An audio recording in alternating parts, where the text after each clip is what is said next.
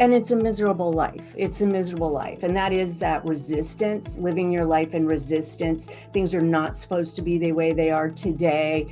And again, it's spectrum, because there's definitely a space for true grief and frustration. And we're all going to have trauma responses that we need to work on. But ultimately, believing that the things that are happening in life are happening to you and not for you leaves you to a life of pain and, frustration. You're listening to the Recovered Life Show, the show that helps people in recovery live their best recovered lives. And here is your host, Damon Frank. And welcome back to the Recovered Life Show. It is Monday with Kristina and Damon. How you doing, Kristina? I'm doing really well, Damon Frank. How are you? I am doing great. Happy Monday to you. Our favorite day in Recovered Life is Monday because we get to start it all over again. It's we a get to big do it all do-over. over again. It is. I love Mondays. We do our our check-in space on Recovered Life, and it's just such a good day. It's such a good day. Absolutely. It is. Everybody who's following along in the podcast, Monday, February 6th, 2023.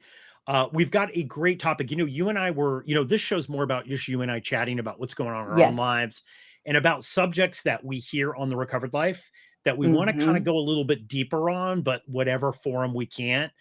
For all of those who listen to us on Clubhouse and enjoying that conversation an hour after this goes live on Monday, welcome. I'm glad that you made it here. It's kind of a good prep for our Clubhouse room that we do on Monday.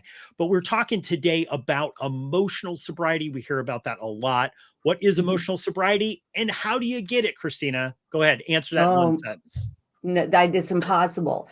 But, I think that it's important to explain what emotional sobriety means, at least to me. And, it occurred to me in my early sobriety too. We know in recovery that when we are drinking, when we're abusing a substance, we are not growing emotionally. We're not processing emotions. It's one of the reasons why alcohol is such an effective way to detach. And so a lot of people will get through the physical sobriety and, there's this certain amount of time that there's a lot of insulated, excitement over the fact that it's gone. And then after that kind of dies down, we still have those emotional challenges to process. We still may not have the skills and the ability to operate in the world, to regulate our own emotions. And we all know those people that struggle with regulating and they pop off. And so emotional sobriety is also about that. It's about how we operate in this world and what kind of how we show up as a person. Yeah. It's an interesting topic. I think it is it's kind of the Valhalla of recovery, right? Like people always like, well, you're sober, but you don't have emotional sobriety, emotional recovery. You don't have this, you don't have that. People talk about it a lot. And I think one of the things that when we were doing this, I said, hey, Kristina, I think we need to kind of discuss, what is emotional sobriety first, right? Because I think a lot of people think, well, I don't have it, but they don't really know what it is. So I'm glad that you did a little a prep on that. I'm very big at saying like 12-step groups are a great way to be able to get you to neutral, right? Yes. And I think we talk about these in 12-step groups a lot. We talk about emotional recovery in 12-step groups a lot because once people hit that neutrality, meaning when they first come in, they can't really, right? Like they can't really get there. They can't be emotionally even necessarily and look at things objectively. But, I think one of the really benefits of the 12 steps is it does take you through this kind of spiritual transformation situation, this awakening, so that you can look at your actions a little bit more objectively. So I think like if we were going to like really boil down what is it, I think that's really kind of the starting point to emotional sobriety. Wouldn't you agree? I mean, Agreed. that's where it starts to begin. Yes, yes, and I'm so glad that you opened it up because emotional sobriety to me means a much deeper relationship with self. It means that we actually process emotions as they happen. We don't squash them, and I think a lot of times we can judge somebody's emotional sobriety on how well they are operating in the world, and everybody knows that you can be pleasant to be around and be a raging codependent. So I think it's a much bigger individualized discussion about what is our value system and how do we live within that value system. Do we clean up messes with other people? Do we take care of ourselves? Emotional sobriety could be emotional maturity too, for Yeah. me. Yeah, it Yeah. wouldn't be just about our behavior. Kind of it, I mean, because let's be honest. Like, first of all, I think emotional sobriety, emotional recovery is kind of on a spectrum, right? I don't Mhm. think anybody's like, I've got it. It's kind of like the mumps or something. It's not like you all of a Nope. sudden, I've got it, right? So I think it's much more of something where it's more of an unfolding, which we talk about here on the Recovered Life Show a lot about, you know, becoming more and more and more comfortable with the emotions that you're feeling in early recovery, more and more and more comfortable with your response to things. I mean, it's easier almost to describe what emotional recovery is not as Yes. opposed to what it is sometimes. Like, and I can give you the what's not, like always acting out on emotions, Mhm. always following Mhm. your emotions first before the whole check yourself before you wreck yourself thing, right? Like, I think that's a big sign. Like, when I see people that I'm coaching or whatever, and they say, "Hey, I've got really good emotional recovery," but like 5 seconds to wait to turn into the store, they're freaking out and yelling out the window, Uh-huh. screaming at people, right, in traffic. That's a pretty good sign that you're not maintaining a healthy balance of emotional sobriety. Totally, totally, and it takes work. It is about growing up and maturing, and, I love that that's even easier to see. We still have those other kinds of magical thinking that we can hold on to in recovery, and, really it comes down to it, and I even hate to say this because I hated it when people would say something to me, it comes down to accepting life on life's terms. But and taking action where we can make changes. So it's one of those, like you said, it's a process. One of the bigger lessons that I've been learning in the last 5 years is that it's not a video game. We don't get to the highest level. Like every time we are able to accept something and put our needs first and take care of ourselves and be good human beings, there will come another spot in which we have to elevate. So it's really good to know that there's no finish line. Well, if I can't get to the next level of this, I'm not going to play. I will tell you this if I can't win. That might be some It's worth emotional it. recovery right there, right? Yeah, but I think the key is because I've had a lot of people ask me, it's like they realize they don't have emotional sobriety Mhm. because of their actions, right? Like, the thing is I always heard, like, you can get sober, you could be a drunk, get sober. You could be a codependent, you could be in Mhm. codependent material, codependent activity 24/7. But Right. just because you get sober doesn't mean that all the other stuff's going to be fixed about the character that you have or the way in Right. which you respond to people. Like I always said, I heard this very early on. A horse thief, a drunk and a horse thief walk into a meeting. The drunk can get sober, but they're still a horse thief, right? Like, Yes, and yes. that is what you find. So, like, you find different levels of this. I think personally, this is what I've seen. And let's really cut down to, like, the people who are seeking emotional sobriety get it. The Right, people who don't seek emotional sobriety end up having chaos in their life. right. And I see go out much more often Mhm. than relapse than people who are seeking the emotional sobriety. I mean, don't you see that? Oh, I mean, absolutely, and that's what my I'm experience. And it's a miserable life. It's a miserable life. And that is that resistance, living your life in resistance. Things are not supposed to be the way they are today. And again, it's spectrum, because there's definitely a space for true grief and frustration. And we're all going to have trauma responses that we need to work on. But ultimately, believing that the things that are happening in life are happening to you and not for you leaves you to a life of pain and, frustration. That is so interesting that you say this. It's happening to you. Okay. Mm-hmm. That is something you hear a lot about. Mm-hmm. Like, I will say, like, I hear that a lot, especially with people that are new. Why is this happening to me? I Right. said it a lot. Yeah, well, I I still said say it it. now. I mean, I said it right before this thing. It's like, oh, like I had all Uh-huh. these tech issues right before the show, and I was like going, I'm being plagued. Like the tech issues somehow are coming after me because of the way that they don't like me. It's ridiculous, right? It's magical thinking to Mm-hmm. think that all of these things are coming at you. This is also, I think, I'm going to throw another one out there, Kristina. Okay. And this is a clear sign that you don't have emotional sobriety when your emotional state is constantly being altered by people, places, and things. Yes. Bam. I'm going to Yep. say it right there. I mean, don't you see that? Like, if people, places, and things can manipulate you so much, if Mm-hmm. traffic, excuse me, or, a bill that comes that's $35 more than you expected, right? If that can Right. wreck you, Mm-hmm. it's a pretty clear sign that you don't have emotional sobriety.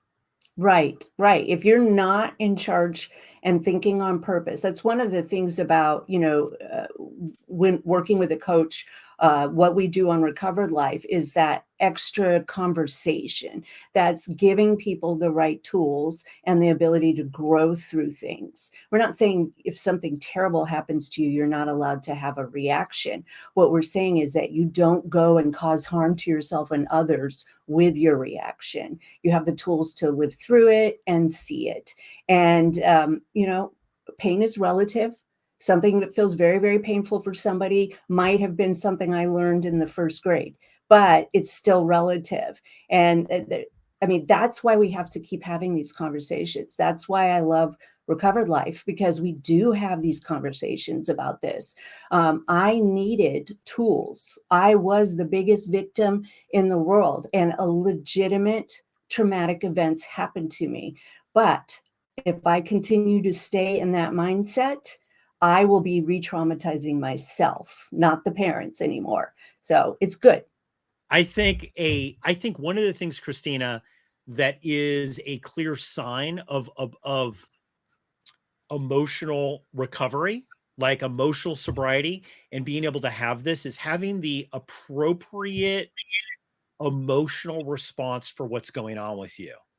That's Yes. where I started to kind of see it. I think in recovery, it's like a small nickel thing would happen in my life, and I would play it out like it was $100,000, if you know what I mean, right? Like Mhm. it was just not a good, I didn't have the appropriate response to things. And then as I started to get sober, as I started to get more and more sober, and I started to do the work and I started to go through the 12, especially for me, it was the 12 steps, and then get coaching and therapy and all this other stuff. What ended up happening was I started to have different responses to things that were much more appropriate. If it was a nickel circumstance, I didn't spend $100,000 on it, if you know what I mean. I know exactly what you're talking about. Yes, it's a very difficult process.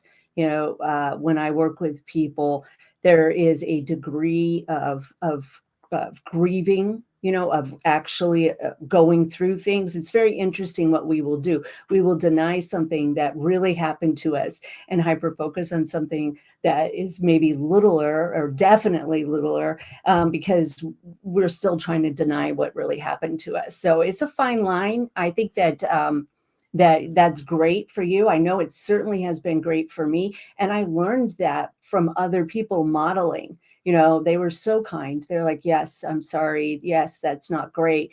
And then they would gently push back and say, but you still have to show up and have your life. Like, you still have to be an adult.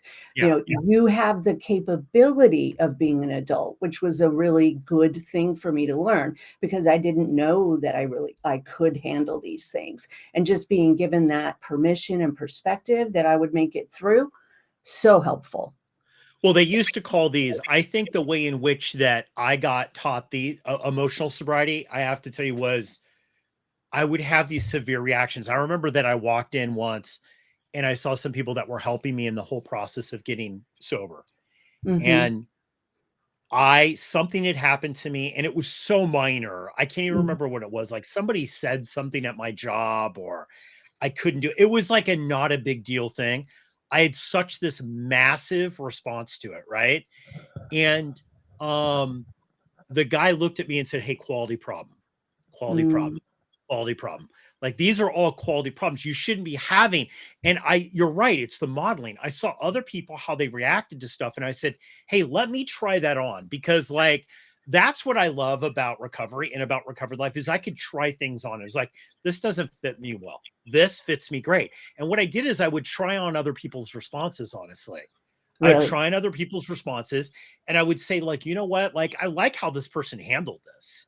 How come Sure. this person's not so rattled? And, and then on the flip side, like you were saying, that people said, "Hey, this is a big deal. Like, what Mhm. you're going on right now is a big deal." And sometimes emotional sobriety is not responding to big deals in an appropriate way, the Right. appropriate proportional response, right? No, hey, what you're going through here with your housing situation, because I had a major housing situation. I got sober in San Francisco in the middle of the whole tech boom thing, right? Mm. It was a problem, right? Like, but it wasn't an unsolvable problem. And like, what I learned is like, hey, you know what? Um, I have options. They Yes. might not be the option I want. It might not be the option that's going to make me the most happy, but I do have options and I need to not act like I have zero options. Right, right, because it's just taking you away from the solution and putting you in fear and causing more duress for your nervous system. I think it's essential for people to do this part of recovery. I know, like, both you and I went through the 12 steps, and there are lots of options. We have great coaches on Recovered Life, lots of places, but don't shortchange yourself, because when we let go of our anesthesia, we are most likely very raw bundles, bundled emotions and all kinds of things. So it's very normal to struggle with your reactions. It's very normal to not know exactly what to do. And having people around you to remind you, oh, this is a quality problem, or Yes. this, not say that's not a problem because this is what happened to me, but literally say, I know of people who've lived through this, and these are some options you can take. Very, very helpful. Absolutely. No, it is helpful. I think, when we come back from this quick break, Christina, you know what I want to do? I want to talk about steps people can take to get emotional recovery, because I think we talk about this a lot: emotional sobriety, emotional Mhm. sobriety. You have to have emotional sobriety. But people are like, it there are books written about it. I know there are Yeah. books, but there isn't really like a clear path about how somebody can start that, right?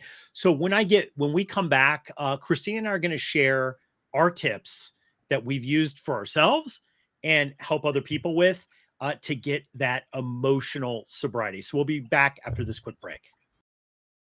Attention, all those seeking recovery. Are you looking for a supportive, welcoming place to share your experiences and find strength in your journey? Look no further than Recovered Life's Recovery Check-in meetings. With several meetings held throughout the week, you can choose the one that's right for you.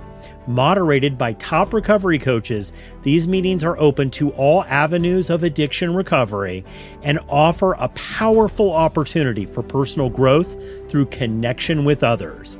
RSVP now by visiting recoveredlife.us and clicking on Find Your Group. Don't miss this chance to be seen and heard. Join us at Recovery Check-in and take the next step in your recovery journey. See you there.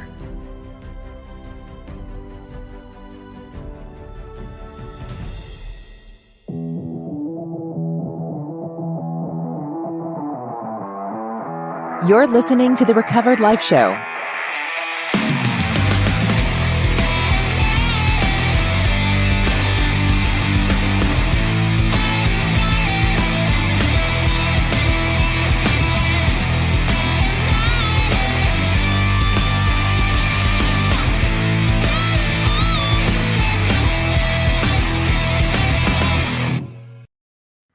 And we're back. It is Monday with Kristina and Damon. I am joined with Kristina and Dennis. We're talking about emotional sobriety. That Yep. whole thing, Kristina. Look, we were talking about what emotional sobriety isn't, what it is, before the break. I want to dive in here to how do you start to build emotional sobriety for yourself? Because this is the big question for people. They've maybe identified, it's like, hey, I don't think I have this. I see it in other people. How do people go about getting this? Right. Well, I mean, there's multiple ways. My first introduction to emotional sobriety came from the 12 steps and the process of working the 12 steps. There are many, many ways to be able to get there, but you really do have to take the time to assess where your life is right now. For me and many of my clients, we do it through the lens of relationships. We do it through the lens of history, learning things that have happened in our world, finding those belief systems that are continuing to keep us in a stuck place or, nervous system on fire, cleaning up all of the past wreckage that we need to do. I think that it's very natural for it to happen when you are working with somebody else. Some people do it with therapy only. I know with my coaching practice and with other recovery coaches, I've seen there's a serious compression of time for you to get there. And I think that it can be as varied as people. But first thing is you've got to take an honest look at you. Yeah, no, I agree. I think the personal assessment side of this is very, very important, right? Like you have to be able to objectively um ask questions about yourself. And I'm Yes. going to share with you a tip here that I think really worked wonders for me. Um a lot of the times I think we're confused in early recovery, especially. And when I'm going to say early recovery, I'm talking the first 3 years. Mm-hmm. We're confused about kind of what we feel, what we think, and then what we do, right? Mm-hmm. And then how people perceive that. I think that's the other thing too, is like that's a component. Mm-hmm. And one of the things that I did, it was kind of a 2-step program. And I learned this again through the 12 steps. And this wasn't a 12-step thing. It was just the people I was hanging around.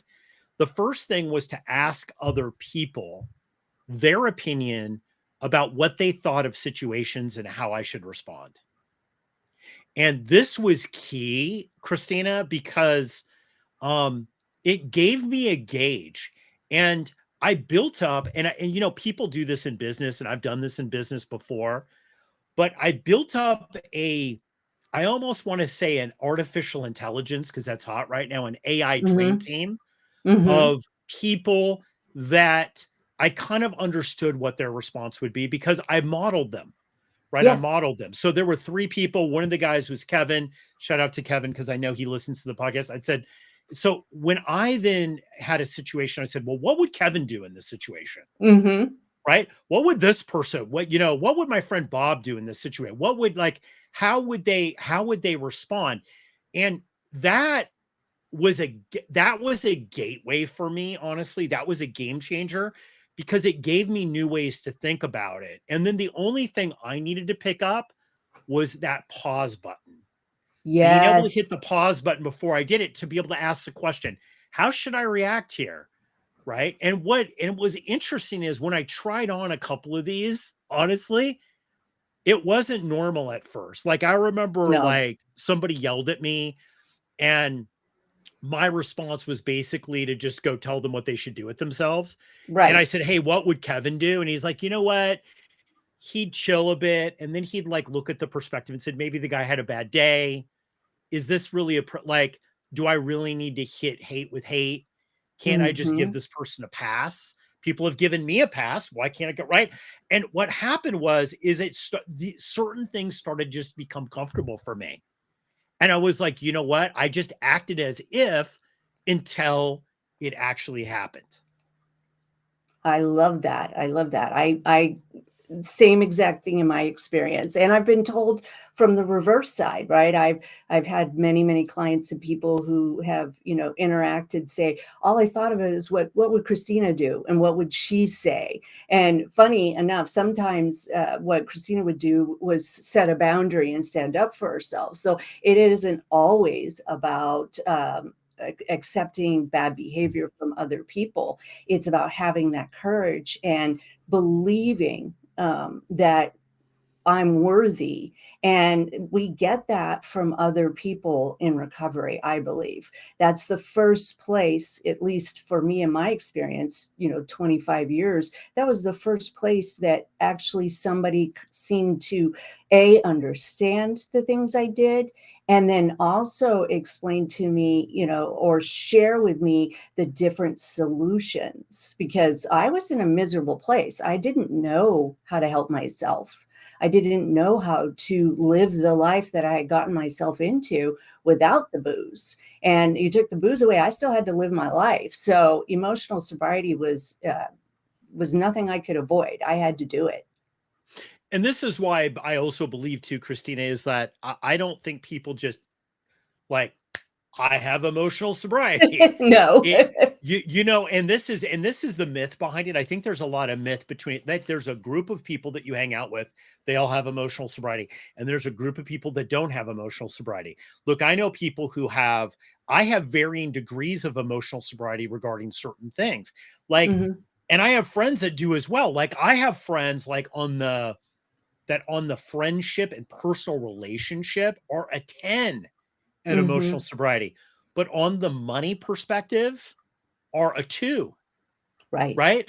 Like, so, I think I always say, like, one of the reasons why I found a recovered life is because everybody's recovering from something, right? Correct. And a lot of the times we've got to recover from ourselves, our own thinking. I found it's our thinking that is causing, and that I think is the big thing, is like what you really want to see with emotional sobriety is you want to see over a period of time your thinking and reactions change to things, the initial thing. And it has for me, I mean, it wanes back and forth, right? Like, patience is not something that I'm huge with, and I've had to kind of say, okay, look, people are doing what they're doing.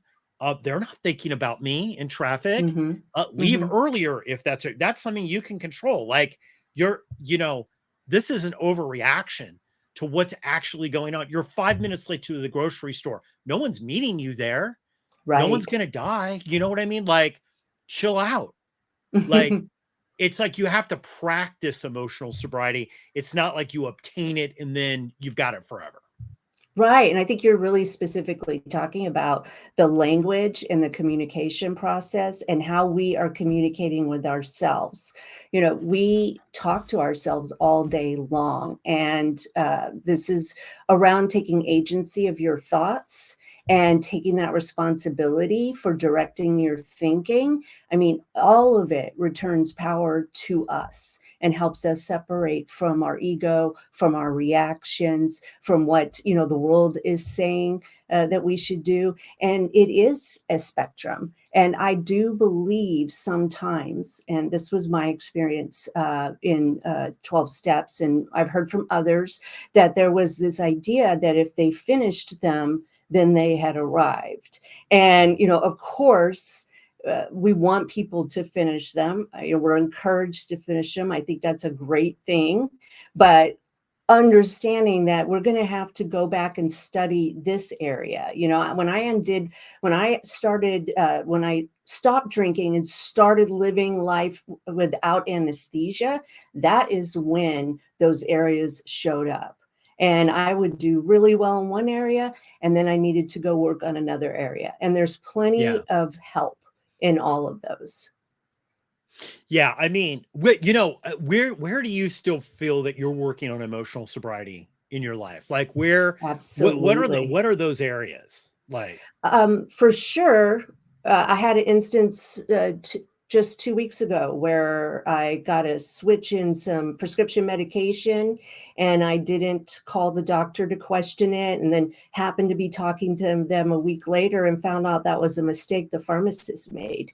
And so I'm looking at that saying, wow, I didn't put myself first. It was a simple phone call, but instead I went through 10 days of, serious physical ramifications from going off this medication. And so I still can look at myself and realize, wow, I do not plan well. I do not always put my needs first. I need to work on that. I really need to work on that.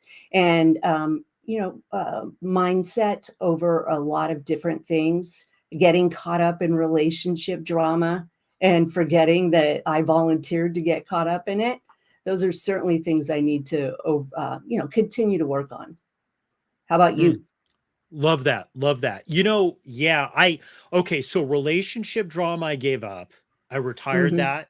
Not to say that I never get into it. Mhm. Um, I'll get into it from a humor standpoint. I could be Mhm. sarcastic, like, I'll call it, Mhm. I'll like from that, which is probably a character defect, right? Like I'll say it right out front. I don't do the emotion, I don't do the relationship drama anymore because I found it left me feeling emotionally hungover. Sure. And it just got too painful for me where I just said, you know what? It was weird. I had this event, Christina, that happened where I had a lot of it. And I felt, you know what I'm talking about? Like, I just felt like crap. I felt Mhm. like I was on a weak bender, honestly, trying to recover. Like, Ex and I Totally. wasn't like, but it doesn't make me feel. And so I just said, you know what? Do I really care enough about the? And I was like, you know what? What came back is like I don't really care. I don't really Nice. like the core of me, like, I don't really care. So a huge chunk of that came off. Now, again, I'm going to say, do I get sucked up into it? Yes, here and there, but I can let it go quicker. That's the key. I think for me, um, I still have, I said it before this, I've said it before we went on air. Like I still have a little bit of oh, are people out to get me kind of thing. Why is this all happening to Mm. me? Like I still have some of that. Um, I rewrite it quickly. I Mhm. do. I rewrite it quickly, right? So I see it, but I've noticed something that's kind of interesting, and I don't know if this has happened with you. I see it, and I pause sometimes in rewriting it Mhm. because I just want to sit in it a little bit to entertain myself. Do you know what I Sure. mean? And then I'm like, Yes. no, I'm jumping out of this. This isn't this. I can only go so far with it. Yes, detach, detach, detach. I think it's interesting that you shared that because as you were sharing it, I was thinking about some of the hurdles of last year with my mother passing and she had never wanted to be part of my life. And I was thinking about I had a little tinge that because we had to do some things more recently with her estate, a little tinge of falling back into that old family role of being rejected. And I kind of was beating myself up about it, like, oh, look at you participating. And so I think it's important for us to Yeah. share that stuff because sometimes we don't, sometimes events come to us. And it's important to remember that, oh, this is another thing that I need to settle and move forward. Well, I do think that this is where, what's interesting, and this is the interview I did a couple years ago with Stacey Danford. This Hmm. is where we separate trauma from emotional sobriety, character Yes. defects, is that I could have emotional sobriety but still get triggered by a trauma response. And Yep. as I'm being triggered, as it's happening to me, I can identify Yep. emotionally in a different place. Like, I shouldn't really be bothered about this. This is like so petty in this grand scheme of like, why am I getting sucked up into that? I can have the awareness at the same time while I'm getting sucked up into it, right? And Right. I've noticed that is a really clear sign for me personally. Obviously, everybody's got to get diagnosed and go through those proper channels with trauma. But those are the things, honestly, those are those trauma patterns kicking in. But emotional sobriety helps break those trauma patterns, because when I'm aware of what's actually going on, when I can see it, like I've been in a place where I've been outside my body, watch me reacting to something. That's Totally. powerful. I know I'm on the way to healing because I can at least identify it. You definitely, yes, that's such a beautiful way to share about it. And I'm glad that we talked about the fact that we're not talking about being triggered from trauma. That's an entirely different scenario than emotional sobriety, because emotional sobriety is recognizing that you're triggered, and Yep, there's no way to absolutely. shut down that. I mean, I will always have trauma responses. Well, maybe, I don't know. I have done a ton of work and still have some trauma responses that show up. But I Absolutely. know, yeah, but I know that it's not indicative of me. I love that. You know what, guys, we're going to write more about this at recoveredlife.us. Mhm. Check it out. We're going to do more episodes about emotional sobriety, emotional recovery. Kristina, this has been a great conversation. Guys, catch us on our Recovered Life meetings. You can find out more about it at recoveredlife.us. Kristina, thanks so much. Thank you. Bye. Keep the conversation going. Join Recovered Life. Recovered Life is a peer support network with direct access to top recovery coaches, content, community, and quality peer support meetings that can be accessed virtually. Whether you're pursuing a 12-step program, not involved in 12 steps, spiritual, agnostic, atheist, or just trying to figure it out, you're welcome here. Sign up today and access unlimited group meetings for only $19.99 a month. And because we know you'll love it, we're offering you your first 30 days for free. Don't wait. Visit recoveredlife.us and become a member today.